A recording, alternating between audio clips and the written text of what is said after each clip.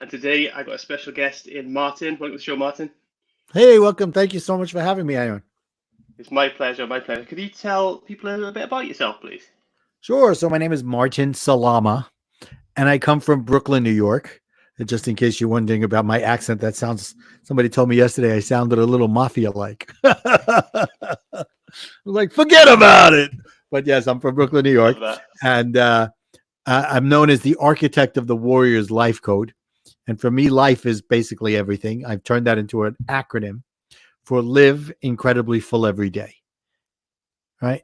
For you should have a happy life and a meaningful life. You could be one without the other, or you could have neither. But it'd be great if you're happy, where you're self-love, self-care, even selfish, and meaningful, like you're doing out for others. Some people have a meaningful life or never happy, and vice versa.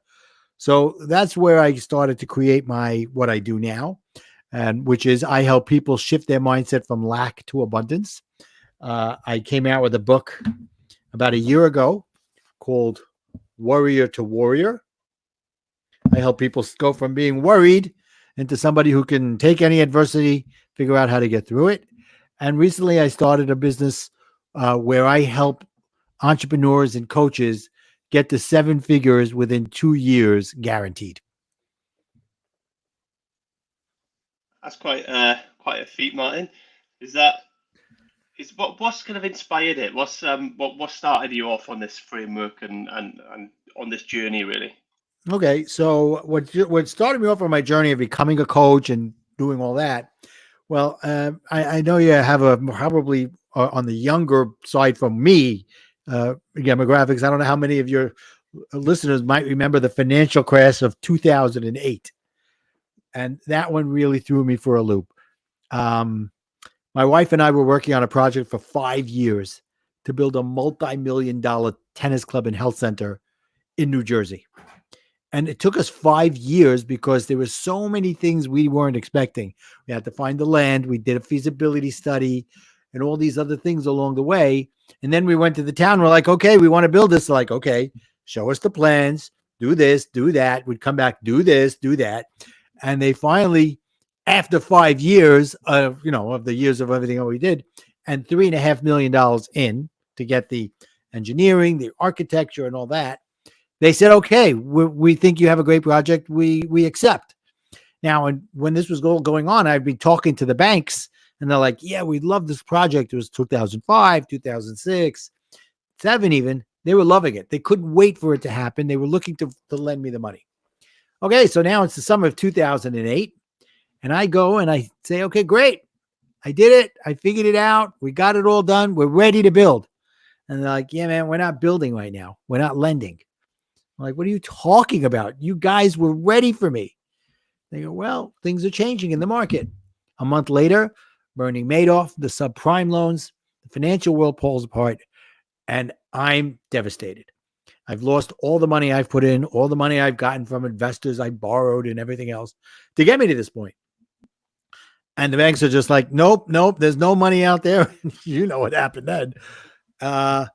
So I went into a depression for about a year. And during that time, I stopped paying my mortgage, stopped paying my car payments. A couple of months later, my son tells me, Dad, look outside. They were towing away my car. That's how bad it was. And, it was a knock in the head for me.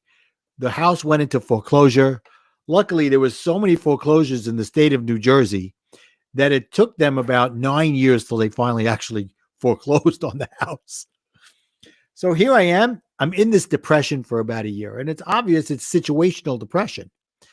But I went on medication. I was on Wellbutrin for a while, and after a while I stopped paying my insurance. In America, you have to pay for your insurance, right?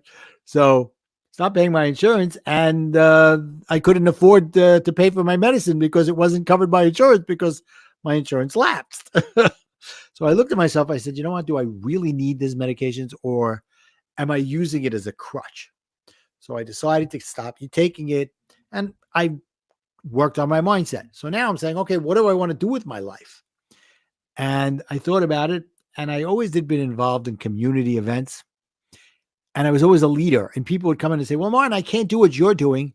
Like, but I don't need you to do what I'm doing. I need you to do what you're good at. So I would coach them and figure out what their potential was, what they were good at, and then they would contribute to that organization. I realized I was coaching people for free. So why not turn around and become one for real? So I looked into it. I found the coaching school, and about 2 months before it was time for coach training, it was my 24th wedding anniversary. And Aaron, my wife, gave me a very interesting gift that year. She said, I want a divorce. I'm like, man, there's 364 other days she could have said this to me. She had to pick our anniversary. Not too romantic, would you say? That's a bit of a kick in the teeth, isn't it? to put it mildly, and I felt every emotion you could imagine. Abandonment, anger, sadness, lonely, everything you can imagine. And what came to my head is, why does everything happen to me? Why does everything keep happening to me? I lost all the money. I went through this. I'm picking myself up just to get knocked down again. And I remembered I still had made this commitment to go to this coach training. And I think God tapped me on the shoulder and said, you know what? You decided you want to go to coach training. You need to work on yourself too. And I decided, okay, I'm going to go anyway. And before I went, they sent me a list of books. They said, read a couple of the books on this list. And one of them was a book by Don Miguel Ruiz called The Four Agreements. You know that book, Aaron? No? So he basically comes up and he says, there's only 4 things you need to do in your life to really be great in your life. And it is, be impeccable with your words, don't take anything personally, don't make any assumptions, and always do your best. And when I heard that second agreement, don't take anything personally, I felt like he was talking directly to me, giving me a secret that people have been telling me my whole life, but until that moment, I wasn't ready to hear it. So I went into that coach training with an open mind, and they said to me, you don't have to be who you think you have to be. You could be whoever you want to be. I was like, wow, that's not the way I grew up. I grew up, my parents are like, this is what you should be doing, and blah, blah, blah, and da-da-da, yes, mom, yes, dad. And I started to unravel that over the first 50 years of my life, I was almost 50 at this point, I was a people pleaser. All I ever did was try to please everybody else. And I found out that I pleased nobody, not even myself. So all these things started coming out. And I realized that I was in the right place at the right time. Going through coaching while I was going through my divorce was what I needed at that moment. And I came out of coach training and I decided to become a divorce recovery coach to help people recover from the emotional, ups and downs, roller coaster of being in a divorce. And I started doing that and was having a great time doing stuff. And all of a sudden I recognized that I was changing even more. I was more aware. I was loving myself, which I hadn't done for who knows how long. I was even liking myself, and I was ready to start dating. And I started dating. And when I went out on these dates, because of the things I learned in coaching, I was looking for the values that the woman that I was with had on the date. Because I realized going through my first, once I understood what values really were, Aaron, my wife and I, our values were never in sync. And we were in a very deeply codependent relationship. And I had to change something. And I wasn't changing it to make her happy or to get her back. It was about I needed to change who I was. And like I said, I found that I was a people pleaser. I found that I took everything personally. Also that I was a control freak. And I needed people to always say, Martin, you're great, and give me the recognition. And when all those things didn't happen, I had a very short temper. So I had to completely reinvent myself. And it took a while. And I think looking back now, realizing that if it didn't take a while, it wouldn't have stuck. And it stuck. So I started changing myself, and I decided I'm going to start helping people. And I was doing things like crazy things, like meditating. And Aaron, we talked before, I'm ADHD. Could you imagine an ADHD guy meditating? Yeah, it's difficult, isn't it, to go down that road and start, trying to calm that mind that's always overworking. It's all over the place. But in one of these meditations, and it was one of those, it was this company called Headspace, which was guided meditation. And it was great, in the English voice, man from England voice, a great voice, calming and everything. And I couldn't even get through the 10 minutes, but I would sit there. My mind would be all over the place. And one of these days, I had this download of information that I was loving my life, and I wanted to show other people how to do that too. And that's where the life acronym came into: live incredibly full every day. So I started coaching around that. And then I was dating. I met a woman, and she checked off all my values boxes. And about 2 months in, I turned to her. I said, I got to tell you something, and I don't need to hear it from you. It wasn't even 2 months. It was about a month and a half. I'm falling in love with you because I love exactly who you are and that you're not trying to change me. And I'm very happy to say we've been married for 6 years now. That's brilliant, and that's testament in it to finding yourself first and being comfortable with who you are before and not putting that your happiness onto somebody else. Exactly. So that's where I've been. That's where my mindset has been. It's where then all of a sudden another crazy thing happens in the world in 2020, right? Some disease comes around, shuts down the entire world. Something called COVID, right? Remember that, Aaron? Not so long ago. Oh, yeah. And now everybody's holed up in their house, right? And me, every day I find a reason to get out of the house. I'd put on the gloves. I'd put on the mask. I'd stay 6 feet apart. I'd go shopping. I'd go for a walk because the ADD would have just gotten to me, ADHD. And we're about 2 months in, and they said it was only going to be 2-3 weeks that we were going to be locked down. But now it's May, and we're still locked down. And I live in Brooklyn, New York. And I turned to my wife, and I said, let's take the kids and go to New York City, to Manhattan. So we did. Now, I can imagine what the traffic like is in England, but I know what it's like here in New York. Getting down a street could take you forever. Well, that day, we drove straight down Fifth Avenue without missing a traffic light. That's how few people were outside. And I'm looking at my wife. I said, where is everybody? What is everybody so worried about? And then it hit me. It's not that they're worried. It's that I'm not worried. And I'm not worried because I've just been through a lot of hell. And I've come out stronger. And that's how the name of my book came out. Because I went onto Facebook. I said, guys, let me show you how to go from being a warrior to a warrior. And I started teaching people or coaching people on these different outcomes and how to shift their mindset and how to not get angry so much and stop reacting and start responding. And I got some great traction from it and people were loving it. So I wrote the book as a way of helping other people as well. And along the way, I know I'm talking forever. That's me. I'm a talker. I love Along it. the way, I would get into these coaching programs to show me how to take my program and impact a lot of people, make a ton of money. And I would get into these programs and I'm like this guy, they call it shiny object syndrome. Oh, I got to have this. Oh, this is great. I got to have it. Oh, squirrel, that's me. I see that thing. I'm like, oh, this is going to be the best thing. And I get in. And then all of a sudden I realized it wasn't what they said it was going to be. They got me in. They said it was going to be done for you, done with you. And really what it was done to you. And I realized it was a bait and switch. And I said, you know what? I got to build a better mousetrap. I got to put this together the right way. So I came up with a coaching program to help people get to 7 figures within 2 years, guaranteed. And the guarantee comes in saying, I'm going to coach you on results, not on just information. The beginning is the information. We got to get you going. We got to get you there.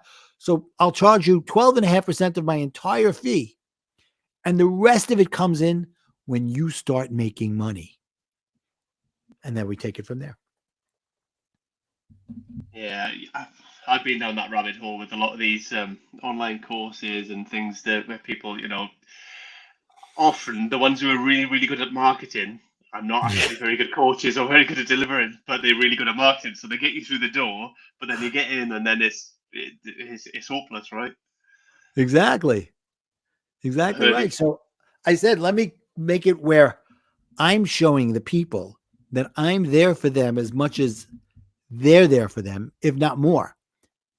And that's how I build my business. Is it always been online stuff, Martin, or has it been in person, or how do you kind of deliver your coaching? Well, for now, it's online stuff, but it's also what I like to do is I do one-on-one coaching in a group setting because the other people in the room that are there, not only are they going to learn from the question from the person that's in the spotlight, but they also might have some invaluable information that they can give. Or they may come up with a question that somebody else didn't think of, and now everybody's benefiting from being in the room in the Zoom together, as it were. Yeah, what's the biggest kind of bottleneck that's holding most people back then in this kind of areas, becoming I take it they're all either already entrepreneurs or want to leave their job and become entrepreneurs. Right. So what's the kind of common themes that you get with what they're struggling with? Yeah. So it's very interesting you say that because what I think is like this: to get a business off the ground and to get it to be where it's successful, even a modicum of success, moderately successful, you have to have the right system, right? What's the nuts and bolts? It doesn't mean that it's cookie cutter, but if you have the guideline and the outline for it, it's a beginning, right? And that it can get you to six figures, maybe. Then comes the next part, which is calls right into what you're talking about there, Aaron. You have to have the right mindset. It doesn't matter how good my program is, and it doesn't matter how good I am. If you don't believe in yourself, the other things have, if you believe in me and you believe in my program, it's not enough. So I've added the part of having your mindset to believe in yourself, believe in your ability, and believe in what you're doing. So they get my course to watch, and then they come to the coaching calls, and we start off with mindset training for a little bit, and then we get to the nuts and bolts. And then to be able to, you got to take those two things and then use the third part, which is you've got to be scalable, right? Which means you have to understand what the word scalable means. What does it mean to scale? It doesn't mean, oh, today I have 10 customers, tomorrow I have 100 customers, and everything's hunky dory. I've just made a 100%, 10, whatever, 1,000% increase. How are they getting through your system? Who is helping you get them through your system? Because you could do everything alone.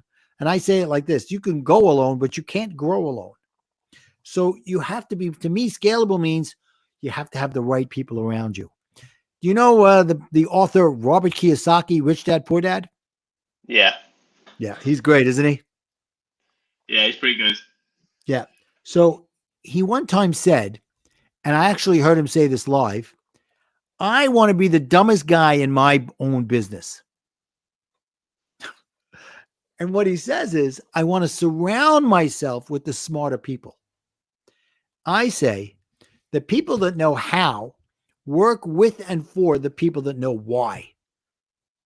Right? That's not minimizing the how people. No, they're extremely important and they have the whys of why they're doing what they're doing. But they're experts in it. You have somebody who's an expert in social media, another one that's in marketing, another one that knows how to run your website and the CRM and the funnels and all that other stuff. But here's where I've been doing this for many years, but then I read a book a couple of years ago by a gentleman named Dan Sullivan, who's a business coach. And he wrote a book called Who, Not How. When you wake up in the morning and you say, how am I going to get this done? And how am I going to create this idea that I have? And how am I going to do this? You're asking the wrong question. The question should be, who am I going to get to do this for me? Right? Because if you're going to spend 5 hours doing something, let's say you're worth $200 an hour, right? Your time is worth $200 an hour. And you spend 5 hours doing that. You just wasted $1,000 of your own man hour time. Imagine if you go out and found a professional who knows exactly what you want to get done and can pop it out in 2 hours at $100 an hour. Now you've saved $800, right? But more importantly, you're focusing on your zone of genius and you're letting them focus on their zone of genius. Yeah, that makes a lot of sense, doesn't it? And that's what all the best companies do. They hire the best people, right? And that's how they after they continue to grow and develop and do what they do. Right. But those small entrepreneurs say, I can't afford to do that. And my answer is, you can't afford not to do it. Yeah, and you look at all these. Uh Sorry, a bit of audio issue, but you look at all these successful small business, companies that start and do really well. Very, very few of them are just a one man army. They've all got a team. Even if they present as a one man army, which a lot of these people do online, they've often got a team. Even if that's virtual assistants that they dip in and out, they've always got that kind of support doing tasks for them, saving them time and developing the business. Right. Absolutely. Absolutely. And I believe that everybody these days has to have a coach in their life in some way, shape, or form. It could be a business coach. It could be a personal coach. You need someone who can be on the outside as an accountability partner, who can be objective and supportive and let you know when you're doing right and also when you're doing wrong. But they're doing it from an objective, supportive standpoint. Yeah, and it's difficult that sometimes because people kind of tend to lean on family members or friends who don't always have. It, it's probably unfair to say don't always have your best interest in heart, but they like to keep you fit in a particular box. This is who you are, and Right. if they see you stretching out of that, growing somewhere else, they may not necessarily be comfortable with it. So it's not that they're trying to stop you, but they just more comfortable with you being who you are. So they kind of Right. And detract from what you're trying to do. whether they mean it or not, or whether you recognize it or not, they're being judgmental. Right. And you need somebody around you who's not judgmental, who's going to be supportive and be objective and say, well, how have you thought about this? And what are the consequences of this? Instead of you getting beaten down by your wife or your family member saying, you don't know what you're talking about. I remember when I first told one of my family members that I was going to become a life coach. One of my sisters turned to me. She said, you're going to be a life coach? I'm like, boy, thanks for all the support, sis.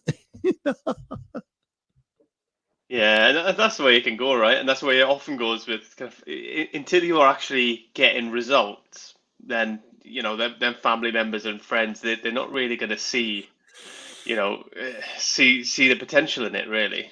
Yep, exactly right. So So they yeah, all want you to get a job, don't they? Get a good job, get a good job, do that. yeah, that mindset was good for the 60s, 70s, 80s, even the 90s. It's kind of changed a lot now. Well, go to school and get a good job.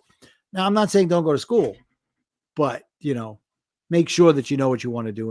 And the best thing is if you could find something you can be happy doing, then you're never working. you know? Yeah, I mean, some people are happy enough working a job, right? That's Yeah, what they want to do. They're happy living that lifestyle, and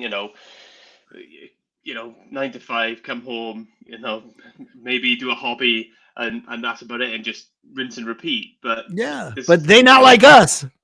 they're not like us. They're not like us. And a lot of us, like me included, and I imagine all of your clients feel like they want more out of life and they want to achieve more, and there's that constant burning desire that until they achieve something, Hmm. they're just not happy, really. Right, right, exactly. And that's where that middle part of understanding your own self worth, self confidence, and self love comes in that I talked about earlier. Having the belief in yourself, because it's easy to wake up in the morning and say, I got to go to work. I can't do this. I can't afford that. It's easy to do those things. It's easily to rationalize that those things are okay. But I look at the word rationalize, Aaron, that it's really two words: rational lies. That you're lying to yourself, that it's rational to say that this isn't working or I'm not going to do this, even though you know that's what you should be doing. Yeah, and it's because as well, like it's ingrained in us, isn't it? We go to school, you got to get a job, you got to do this, you got to get a mortgage, pay your house, and it's kind of it becomes what society expects of us, and we kind of fall in line with it a lot. And to step out of that, it takes a lot of courage. Right. Absolutely. So, yeah, that's where we are. It's about stepping out of yourself and being willing to recognize. what is it that you want? And how are you going to go about getting it? And, one of the things I talk about in my course and in what I teach is a variation of the law of attraction, right? You know, the law of attraction, Yeah, yeah, what you think about will come to you, right? Will you attract what you think about?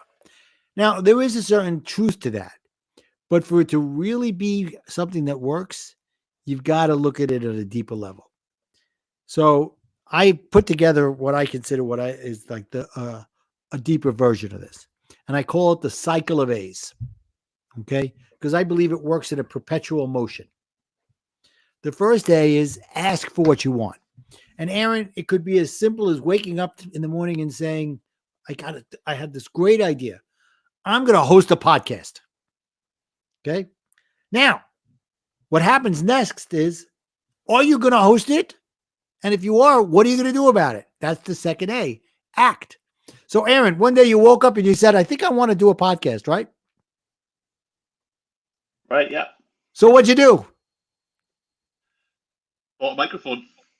There you go. You acted. You did the second A. You acted and you started figuring out, what are the things I need to do to be put on my podcast? What's it going to look like? What's the title going to be? What's the story going to be about?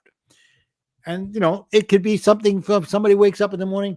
How many people see an idea, see a product and they go, oh my God, I thought of that product. I should have done that. Yeah. Right? Have you done that, Aaron? I've done that. Yeah, you have this great idea and you think it is a great idea. It might well be a great idea. But have any follow through on it, right? Right, exactly. And then somebody does it and they're making millions and like, damn, I thought of that. Why didn't I do that? That's because you didn't act. All you did was think about it. So that's the second A. And the last A is you have to have an attitude of that you don't care about emotionally the outcome that's going to come. Because when you're emotionally tied to the outcome, you're basically telling the law of attraction in the world, the universe, that you don't deserve it or that you want it too much and that nothing else matters.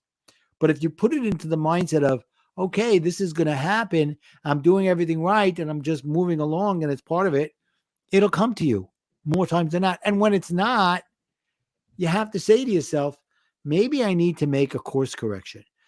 So many times I've heard people say, I've prayed to God and I've asked for things and he never answered. And my answer is, he did answer. You weren't listening. He said no. And that's your cue to maybe make a course correction. Yeah, sometimes we don't think things through properly either. Sometimes we just jump on the first thing. I've been guilty of it myself. I jump on something and just think, oh, this person's had success doing this, I'm going to do this. And you kind of become a copycat, really. Right. Rather than find out who you are and just be yourself and do your own thing. And I think there's so much more power in that once you do find out who you are and start, pursuing the things that actually have some meaning to you. Yep. 100%. I agree with you 100% with what you're saying, Aaron. So this is where I am in my life. I'm helping people move forward using that three things, the system, the mindset, and scalability. And by following a certain system, I've even gotten to the point where I figured out where in the beginning, when I first started this program, I would get a new client and we'd sit down and we'd have a session, like a launch session, figuring out what's the roadmap, how are we going to get you from point A to point B, where are you from where you are now, and what are you looking to be and all that. And then it would be a few months to get them to the next level, figuring out who's their right fit client, what's the outcomes they're going to get for their people, how do they present themselves, and what is a blueprint. But thanks to the miracles of modern technology, my team and I have built out some ChatGPT AI programs, and I can get somebody through that part of it within an hour. We sit down, put in the information, we've built it already, the prompts in there, and boom, boom, boom, we can help them get there. And then after that, it's about helping them go through the rest of it so that they can have some quick wins. So what I've done now is I've created a way for people to get an idea of what this is about. And I do a 4-hour deep dive workshop about once a month. And what I did was I realized there's people out there doing these webinars and workshops for 45 minutes. And they're saying, okay, come to this. It's free. And at the end, we'll give you, you'll know everything. And really at the end, they give them a link to get them to learn more and learn more and learn more. So I decided, number one, people don't come to free workshops, free webinars.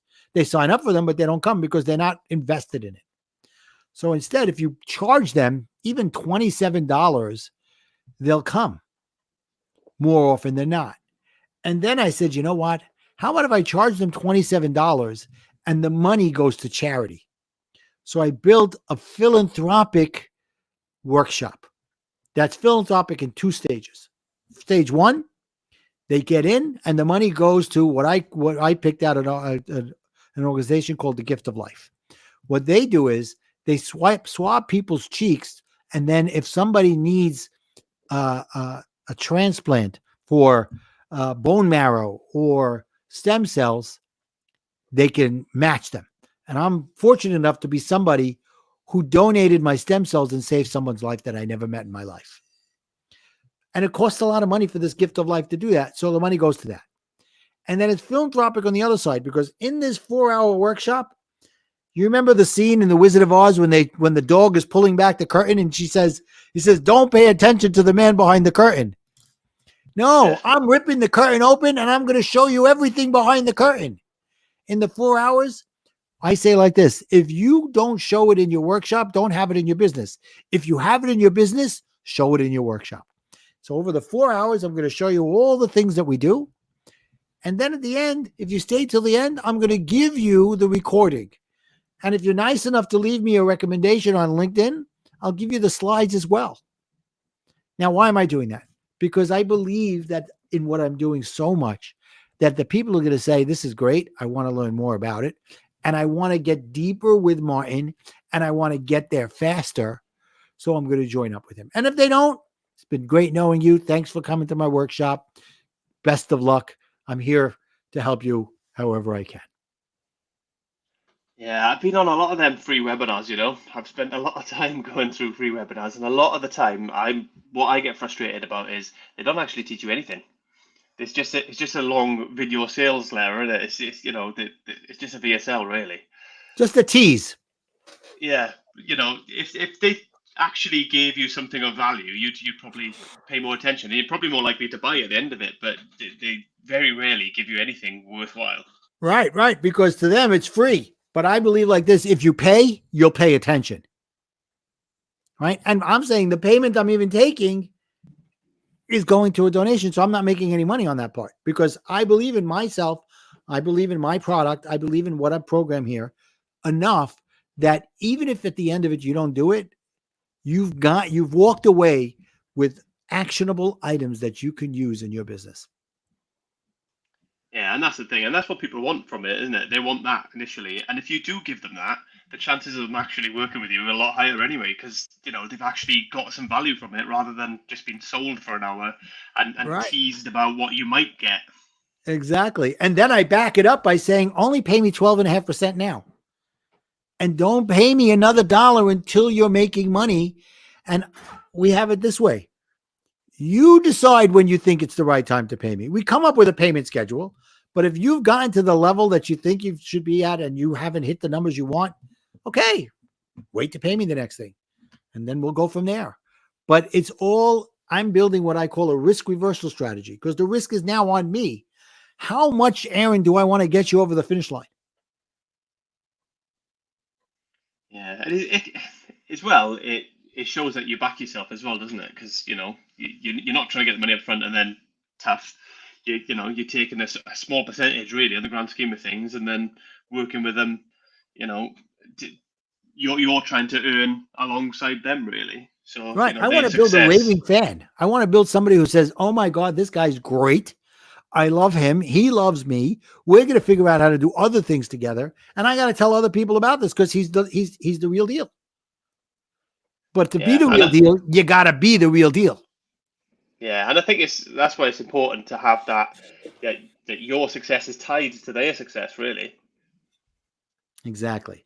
Because then we both want to work for each other. I want to make sure that you're getting the best out of what you're learning from me. And if not, tell me why and tell me how I can make it better. And then when I do make it better and you're making money, you're like, okay, he delivered. Yeah, and them results are priceless, to be honest, aren't they? To finally get somebody who's actually going to help, because I imagine you're not going to be the first person they come to, with the amount of Yeah. stuff that's out there, and speaking from personal experience, the amount of stuff that I've looked at and tried myself. You're probably not going to be the first person they come to, but if you're actually, supporting them and giving them this, opportunity, and you're showing that your success is tied to their success and all that kind of stuff, I think it's probably a breath of fresh air in the Right. way that the coaching industry is at the minute.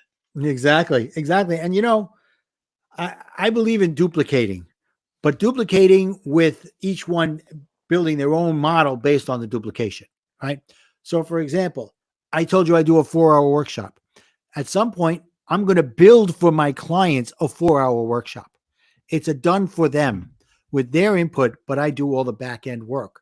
And it'll look a lot like mine, but they'll be really geared towards for them and for their audience. And as well, there's a thing out there called a CRM. Some people in the audience might not know what that is. That's client retention management. Okay. It's the things like ClickFunnels out there, or GrooveFunnels, or, all these things that you use to keep your clients and wanted to have them retain them. So I use a company called Go High Level. And when they come in, when they get to a certain point, we give them in the program, they're not paying extra for it. It's part of the program, their own Go High Level program. And then we give them the templates that we've been using and show them how to change it, and even give them the support, because most of them don't know how to use it anyway. I don't know how to use it, but I have a team that does. So we should then show them how to find the team that can do the things they need to do. Yeah, it's actually quite amazing bit of software they go high level. Actually, it's really, really good. Oh, I'm speaking to the choir. Yeah, I've used it before, and the things it can do, and it's constantly developing and stuff. And like you say, if you've got somebody with a tried and tested, templates and system that works, that is willing to share that with you, then it's even better, really, because it saves you so much work. Right. In their lexicon, they call it the snapshot. If you could take the snapshot from them and put it in yours, boom, most of the work is done. It's then going in and fixing it. And if you don't know how to do that, we'll show you how to do it. We'll get you the right people to help you do it. Today, you could get VAs for next to nothing all over the world. Yeah, I think, and there's a lot of people use VAs, right? No, Yeah, more and more every day. Well, the person that I hired originally to be my VA is now a partner of mine. She's also my fractional COO, but she started off as somebody who was showing me how to develop my business, how to develop my presence and all that. And as we got to know each other and realized her values, she became more of a partner, and now she's a partner in my business. Yeah, it's brilliant. I've never used any myself, but a lot of people do, and a lot of people rave about the quality of work they get and the support that they get, and the value that they can bring really to your business. Absolutely. Do you get any of your clients to use VAs, or do you guide them differently? Well, it depends. Some of them, they get some support from us, depending on how much they need, and then if it's beyond what we're able to do in a certain time frame, we help them find the right VA for them. There are many companies out there, and there's many different ones, but we try to vet them for them. Yeah, I suppose that's half the battle, because that's the thing, and there's no one way to look, and otherwise there's going to be a lot of trial and error. You're going to be getting ones that potentially are not up to scratch, or not doing what you need them to do. Right. And over the time, I've built up a network of people. If someone comes to me with something that I don't know, I probably know somebody who could answer the question. So I'll connect them. Whether it helps me or not, I don't care. It's not about that. It's about helping the other person. And maybe one day I'll call them up and say, by the way, can you help me with this? And if I don't, I don't. But it's not about a quid pro quo. Someone's got an issue, let me help you get through it. Yeah, and it helps to have them connections as well, doesn't it? And have that network, especially if you're starting out. You don't have a network really, so you start from scratch and building up, and leveraging your network to help them is probably very, very valuable, really. Mm-hmm. Yes, indeed. Yeah. You help a lot of the obviously new entrepreneurs who are starting up and stuff like that. How long do people generally stay with you as a rule? Do they Well, kind my of program is go only off on about their a own? year old right now, and the people that are in my program have been with me the whole time. Nobody's left yet.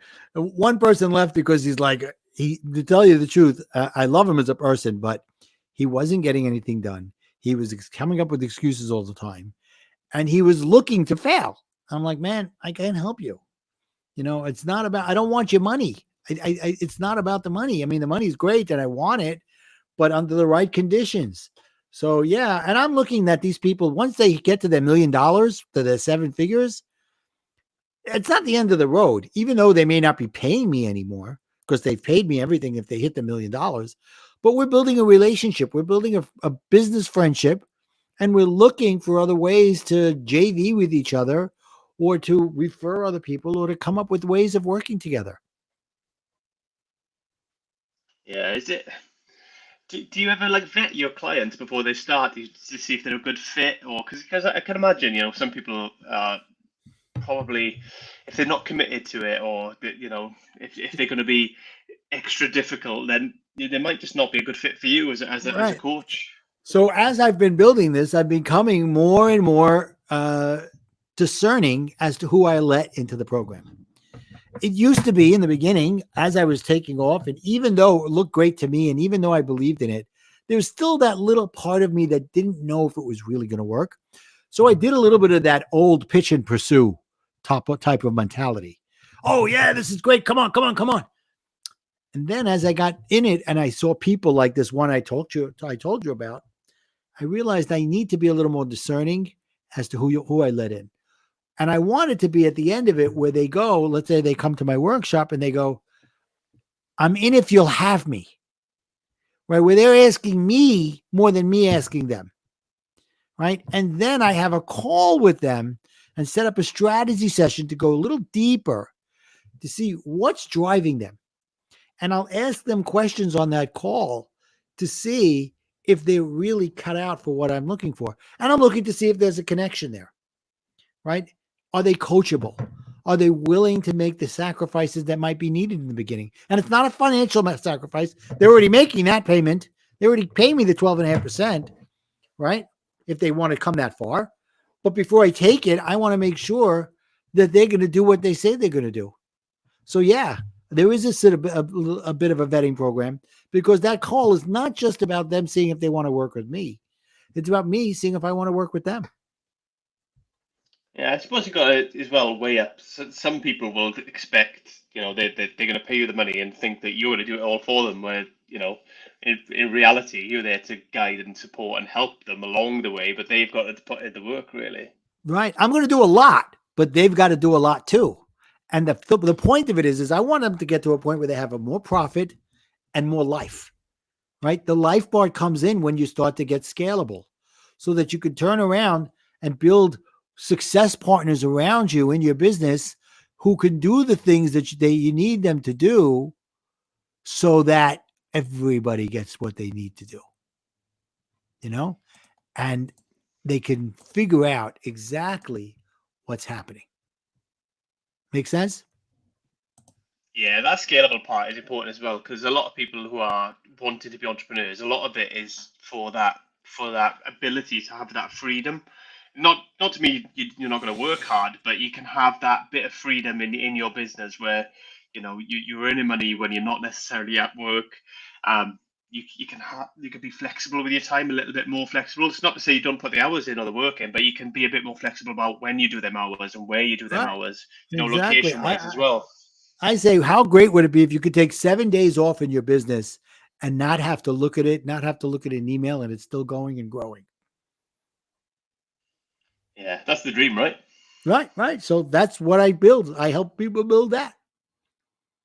Yeah. How do you help people then? Because like a lot of people at the start, even if they get a bit of success, right? A lot of it is they're just putting out fires. They're just kind of stuck working in the business. How do you get them, that advice to kind of pull away and take them first steps of putting systems and processes in place. So yeah, I think that goes back to what the whole reason to have the one-on-one coaching in a group setting, because that's where the people bring in the issues and we help them get through it. And if they need a little extra TLC, okay, we'll have a call separate, but it's really about bring your issues here. Don't hide anything. Everybody's here to support you. And, when you get to a certain level in the business where you've in your own business and you've created something, I'm going to put you into a mastermind, a true Napoleon Hill style mastermind, which is not one guy leading the 7 people or 8 people that are in the room telling them what to do. No, this is 6, 7, 8 people in a room, in a Zoom, let's say, and everybody's contributing. Somebody's in the spotlight. This is my issue this week. And everybody gives them ideas and works with them. Then the next person goes into the spotlight. Same thing. It's not one guy leading the train, but they're like-minded, they're entrepreneurs, and they're looking to help themselves as well as help others. Yeah, like I said, that's probably as valuable, if not more valuable, than the one-to-one stuff, because you've got all these different perspectives, different ideas, different experiences that you can share, and challenge each other as well, potentially to do more. Exactly right. So, what do you see the future holding for you then, Martin? What kind of direction is your business going to go from where it's at now? So for me, I used to say I want to make millions of dollars, which is great. But really what I want to do is I want to impact thousands and millions of people. And as a result, the money will follow, right? Because if that's happening, and if I'm helping 20, 30, 40, 50, 60, 100 entrepreneurs get to 7 figures and beyond and get their message out there and make an impact in the world, that's what I'm looking to do. Get people who want to fulfill that entrepreneurial dream and not make it just a dream, make it a reality where they could have what they want, how they want, when they want, and whatever it is they want. Do you find a lot of them come in not knowing what they want? Yes. And that's what's important with that first strategy call. We pull out what's the reason why? What is your why? And to me, I break down why into an acronym. What's hurting you? What's keeping you up at night? Right? And let's figure out what that is. And what is it that you want to do if you would get to that? It's not, I want to make $1 million. Great, make millions of dollars. But what are you going to do about it when you get there? What's your life going to look like? Yeah, that's the problem, right? Because you can get all the money, but if you're not, sorted your life out, how you want your life to be, how you want it to look, your mindset and stuff, you're still going to be miserable if you're already miserable. Exactly. Yeah, it'd take the financial pressure off, obviously, but you No still have question. you still have the other stuff. If you still, if it's not what you want to be doing, or you don't feel fulfilled still in yourself, Then you'll you're be never going to be miserable. happy, right? Yeah, you'll be miserable. Yeah. Do you find a lot of people struggle with that part of it, that mindset part of it, that the fight of themselves part of it, because they I just do. I just want to get to the business bit and just make money. Do they struggle at that start? They do. And it's not only themselves beating them up. Somebody will tell them, well, that's not going to work. And that negative energy gets into them and they start to question themselves and question what they're doing. So that's when they come back to me and I'm like, okay, let's right the ship. Let's figure out what's going on. And, somebody came to me, they said, oh, I've been in this program before, in a similar program. I go, yeah, did they guarantee you results? What's their guarantee look like? Oh, there's no guarantee. How much did you pay? Oh, I paid $50,000. And what did you get for it? Not much. Okay, well, I'm not telling you to pay me $50,000. I'm saying pay a little bit of it and then don't pay me again until I'm making money because I'm guaranteeing you the results. So we're in it together. Yeah, a lot of people as well, they want that level of confidence as well, because when you're starting out, you might not have that confidence until you start getting some sort of results. You always have that. Even if you are a confident person, you'll always have that bit of doubt until it starts showing some sort of signs of success, right? Yep, absolutely. And this is something that I talk about a lot is that don't dismiss. Now you're trying to change your mindset. You're trying to believe things, and things start happening. And you're going to say, oh, it's just a coincidence. One has nothing to do with the other. Sorry. Everything has to do with everything. I don't believe in coincidences. If it's happening, it's because of what you're putting out there. It's the energy you're putting out there. It's the mindset. It's the ask, and attitude that you have. Ask, act, and attitude that you have that's making things work. And build on it and say, okay, let's see what else we can do. Yeah, a lot of what I do. In this podcast, I've spoke to doctors, coaches, people from all different walks of life, therapists, and it always comes back to mindset. Always, but no matter what people are trying to achieve, mindset is always in at the heart of it, or the start of it. Yep. Every time somebody says I can't, they're right. They can't. If you say you can or you say you can't, you're right. It's because you're starting off the right way or the wrong way. And by saying you can't, it's the wrong way. Well, it shows how powerful the mind is, right? You just got to look at the placebo effect. If you take a drug that you think is going to help you, that might not even be a drug, it can actually help you because your mind believes it can, and you start having that effect on the body. So it's incredible. Exactly right. 100%. I love that. 100%. Yeah, so it always amazes me, and that's something that I've worked on a lot, and I'm still working on. It's something you all have to continue to work on, your mindset. It's not something that is just just done and goes away. It gets better, but you can always keep working on it and improving it. I think, in my opinion. Right. I see somebody put a comment. I don't really know what it means in the chat. Some Cassie 1993 wrote Andalusian crush. Does that mean anything to you? You lost your volume there. Lost your. No, not sure what that means. Okay. I just want to be respectful of the people that are typing and chatting. Yeah, no worries. Yeah. All right, man. Yeah. No, I don't know what that means. But yeah. So mindset is something you got to continually work on. Is that something you continually work on with your clients, or is it something that you just do at the start and then? You know what? I'd love to say that even I always have a perfect mindset, but it's not possible. There are things that will come in your way that will knock you down. And it's how quickly do you get up from it? And how do you react? Instead of react, how do you respond? Right. And that's what it's about. I mean, I had a client of mine I've been working with him for a bunch of years, and he's made unbelievable strides. And then over the last few weeks, he's had some major setbacks. And I'm very close with his whole family at this point. I've known them for a few years. And his mom called me up saying, I don't trust him anymore. I said, wait a minute. He had a slip. He had things really go bad around him, and let's not throw the baby out with the bathwater. Let's see if what happened is a one-off, or how is he going to bounce back from it? And I told him the same thing straight to his face. I said, your mom's concerned about you. Is this something that you're falling back into the old habits? Or is this just a one-off that you're going to have to learn from and grow? He goes, no, that's what it is. I said, okay. In a loving way, we're watching you. Let's see how you bounce back from this. Let's see how you take what happened, internalize it as quickly as possible, because I don't want you staying in the putty pool forever, and come out of it. And what's going to happen next? How are you going to show up next?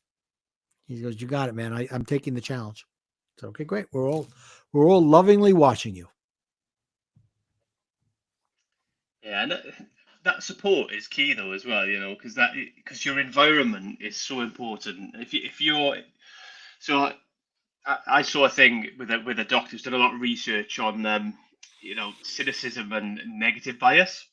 So what he's saying is, I don't know how true this is or what depth of research that he's gone into, but essentially what they're saying is all humans have this negative bias. So some cultures more than others. So in the UK, we are very, very negative biased, whereas in the States, it's a much more positive, we can do it attitude, as a general rule. Right. I know I'm generalizing there, but as a general no, rule, that's okay. I call it, we all have ants. ANT, ants, automatic negative thoughts. right? Yeah. Something comes up, you're automatically thinking of every which way it's going to go wrong or that it's going to bite you in the ass, excuse my language.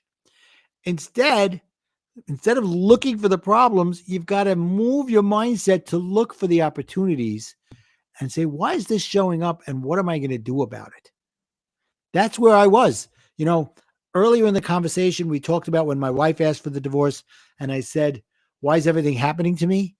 That was my way of blaming everybody else for what was going on. Blaming my wife, blaming my family, blaming the industry, blaming the economy.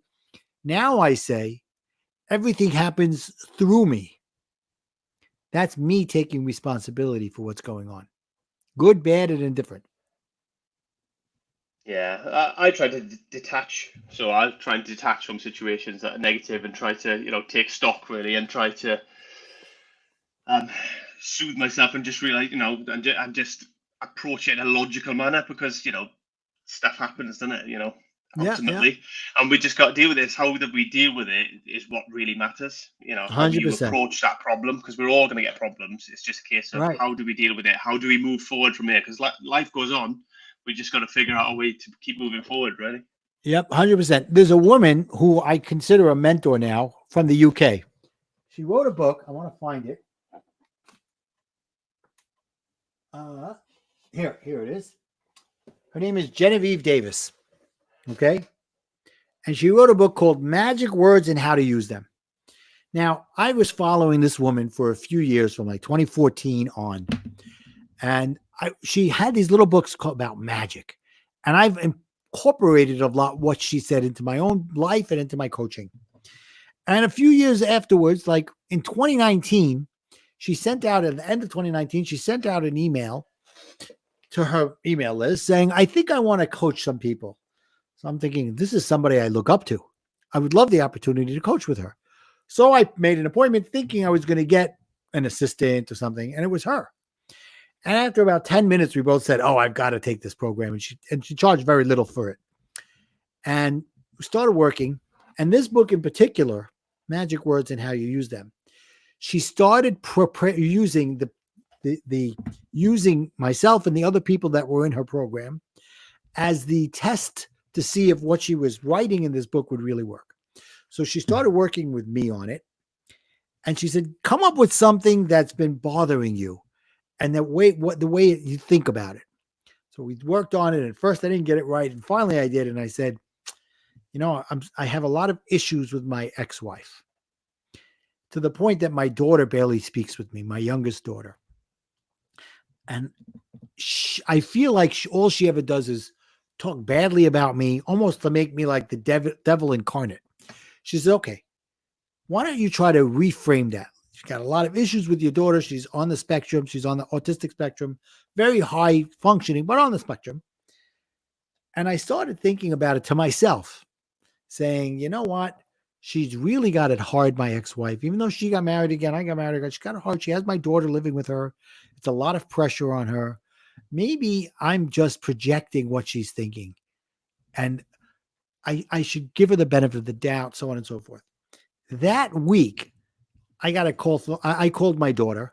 And usually at that moment when I was calling my daughter, I would be lucky if I had a 1-minute conversation with her. And they were usually one-word answers. Now, I didn't tell anybody what I was thinking. I just told it to myself that I'm going to approach this in a different way and on my own mindset. That day, I had a 15-minute conversation with my daughter, the longest one I'd had in a long time.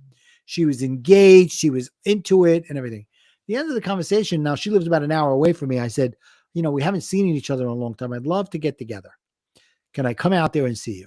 She's like, yeah, we made plans. We started seeing each other every couple of weeks. And this was going on for a few months. And one day my ex tells me, she's really great with you. And then she gets home and she's not so good. She goes into her room and she shuts down. I said, okay, I hear you. So we went out that day, my daughter and I, and she came back. We came back and I told my ex, and I told my daughter when I was out, look, when you come home, don't go into your own shell. Mom is feeling bad that you whatever. She said, okay. So I told my ex, call me as I'm driving back. It's an hour drive after I leave because I don't want to talk in front of our daughter. and well, let's have a talk. And when she called, I said, I want to just let you know, I see what you're doing with our daughter, and I want you to know that it doesn't go unrecognized. And I spoke with her about what we talked about, and I just want to thank you for the way you're taking care of our daughter. That I had just opened up the floodgates, and we talked for an hour after that, opening up things unbelievable. And my relationship with my ex-wife got better. My relationship with my daughter got better, all because I changed the way I was thinking about things. And then she wrote this book, this magic work. This Genevieve Davis wrote this book. And I told her what happened with me. And she put me in the book, in the whole example. She changed my name and my daughter's name and my wife's name, my ex-wife, just, but it was unbelievable. That's how much she was excited about that whole thought of just take something that's bothering you and reframe it and think about it in a different way. Yeah, that's the power of the mind, right? Exactly what we're talking about. Yeah. And that's why sorry, go on. Go ahead and get this book, Magic Words and How to Think About Them and How to Use Them. Genevieve Davis. She's a UK lady. I'll have a look at that, definitely. All right, man. But so yeah, it's important though, that mindset, and that's why environment's important as well, because going back to what that doctor was saying about we all get that negative mindset, or you call it ants. Yeah, it's if we surround ourselves with a lot of people and a lot of negativity that's adding to that, that's coming in, and we're having that input, it can make us really cynical, and it can really, just ingrain them thought patterns rather than doing what you've done, with reframing it, looking at it from a different viewpoint, from a more positive standpoint, really. Exactly. And you got to start off every day with the right mindset. So I took my book. We talked about my book. And what I did was, a few years ago, as I was writing my book, I realized I wanted to do something different. I wanted to have something more tangible. So I created a card deck. Okay. And in the card deck is a lot of these little principles that we talked about. But one of them is perfect in the mindset. And it's called the Warrior Mindset: Positive Thoughts and Affirmations to Always Tell Yourself. So just to give you, there's 20 things on here. I'm open and ready to be positive. I am smart. I'm kind. I believe in myself and my goals. No matter how hard it is, I can do it. Imagine you wake up every day and you say a few of these things to yourself as you're getting ready for the day. As you wake up in the morning, have gratitude. Have belief that things are going well. Look to thank people instead of to complain, and change that mindset and use some of those ideas to help you get the right mindset to get the day going. Yeah, a lot of people do the start with gratitude kind of thing, don't they? That's never really particularly worked for me. I need something a bit more, bit more solid. No, but I think you're on the right approach. But how do you do the gratitude? Let me ask you this: how do you do your gratitude? I don't, to be honest, because I've tried it and it didn't work for me. But my point is, no, I like what you're doing. I just think it's the whole start with gratitude thing. If you just say start with gratitude, it's a little bit vague for me. I need something to tie it to. You know what I mean? Okay, so let me help you make it more solid. How about if I help you make it more solid? Go out and get yourself a nice moleskin type of notebook like this. Not a piece of crap that you can throw around and not care about. Spend a couple of bucks to get this. This one actually somebody gave me as a gift. And every day when you wake up in the morning, just write down 3 things you're grateful for from the day before. It could even be, I had a great night's sleep. Could be, today I took a walk outside and it was beautiful. What a beautiful day. Whatever it is. Just write 3 things down every day. That's it. I'm not asking you to write a tome. I'm not asking you to write a War and Peace. 3 things that you can be grateful for, and just build on that. And it could be the same thing almost every day. But if you start off with that gratitude that way, it's not so what the word you use?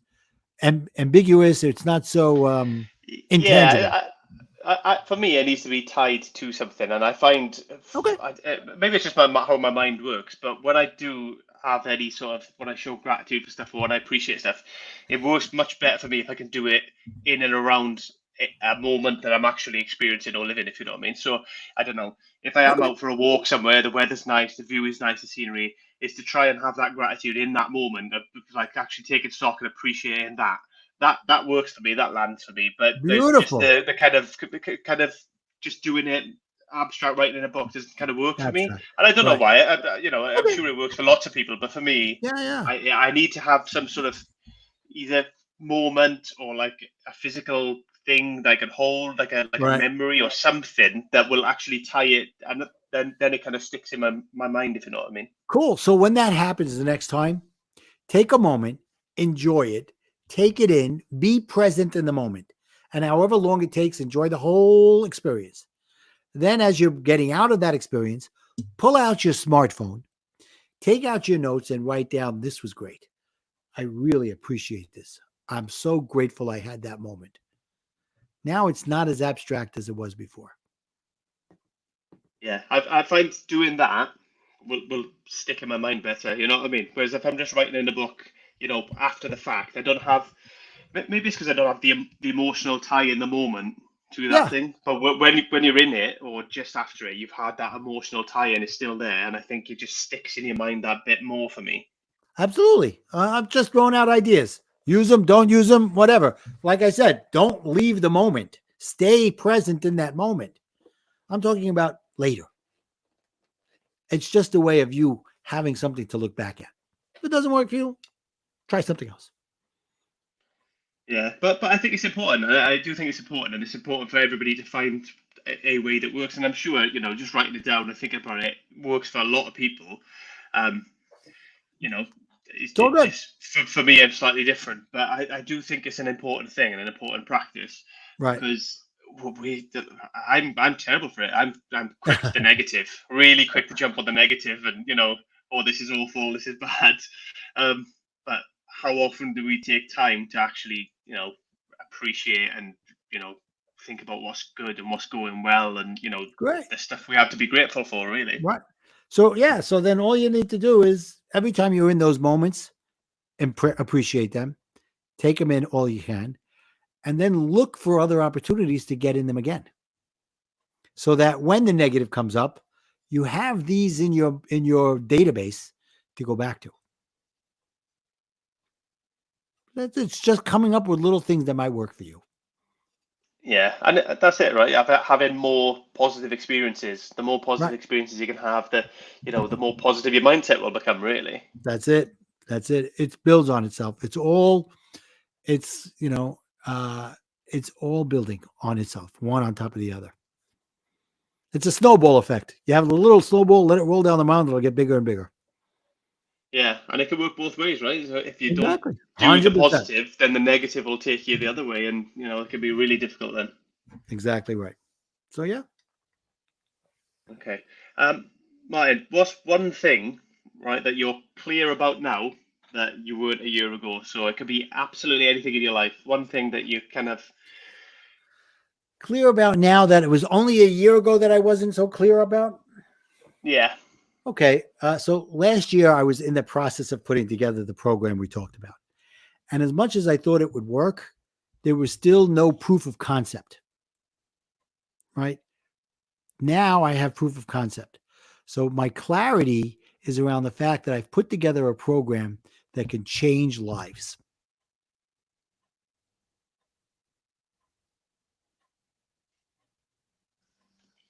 how has that journey though been from put that program together, that clarity? Has that been gradual, or is that something that's just kind of clicked and like recently, where you think, oh yeah, I'm there now. I've got what this is it.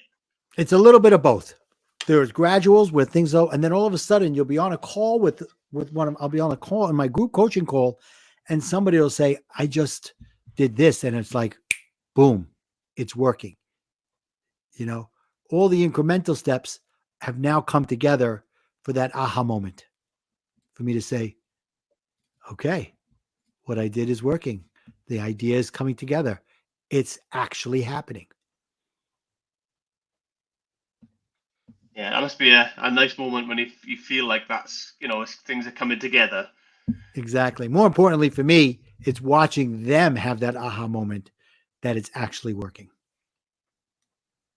Yeah. Do they appreciate it and realize it at the same time, or is that something that you pick up on first, and you're like, well, Sometimes. 6 months ago, you wanted to be here, you're here now. Because sometimes it's hard, isn't it? When you're in it and you've like Yeah. gradually moved forward, you lose track of actually this was my goal, 3 months ago, and Right. Sometimes, I'm here. I'm here now. it all depends on the person and their awareness in the moment. Yeah, it must be great for a coach, though. When you see them, following them steps, and that's what it's all about, right? Nothing like it. Nothing like it. It's so fulfilling.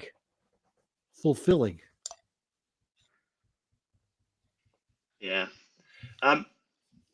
Where can people find you, Martin, if they want to, find out a bit more about yourself, or get in touch with you, or maybe even jump on some of your coaching calls or whatever it might be? Absolutely. So I made it very simple, Aaron. I have connectwithmartin.com. That's it. Connectwithmartin.com. Go there. You could find out about the workshop, find out about the book or the cards. There's even a button to make a free call with me if you want to have something you want to talk about.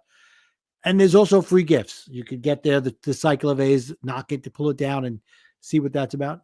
Matter of fact, yesterday I was on a call with a gentleman who said, I downloaded your coloring book. I said, oh, that's funny.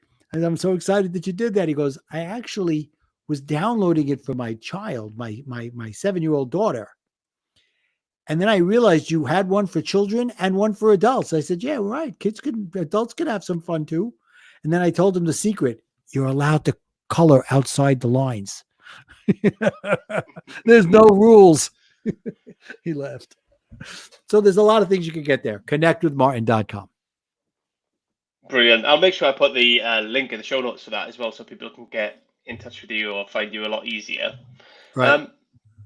Are there any kind of final thoughts that you want to leave us with, Martin, or anything that you want to let people know? Yeah. How about this one? Something totally off base from out, has nothing to do with business, whatever. Today, walk out into the world and make somebody laugh. Could be a person you know, a person you don't know. And then when they laugh, say, thank you for helping me fill my quota to make at least one person laugh every day. They're going to look at you and say, what? You do it all the time. You're on the supermarket, you're online, you're whatever. You make a comment and somebody makes a joke, and then you make a joke and somebody laughs. You both forget about it 10 seconds later. But if you now say to that person, thank you for filling my quota, for making somebody laugh, you've made a connection. Right? And then say to them, they go, wow. Oh, wow. They think about it a little bit. And then you tell them, pay it forward. Do it with somebody else. Love that. Is that something you do regular? Regular, at least once a day. Love that. Love it. Martin, it's been an absolute pleasure having you on the show. Really, really appreciate it. Thank you. I'll make sure everybody's got a link to your website in the show notes, so they know how to get a hold of you and find you. But it's been an absolute pleasure talking, and all the best in the future. Thank you so much, Aaron. It's been a pleasure being a guest on your show, because you know what? They're not like us. They're not like us. Take care, Martin.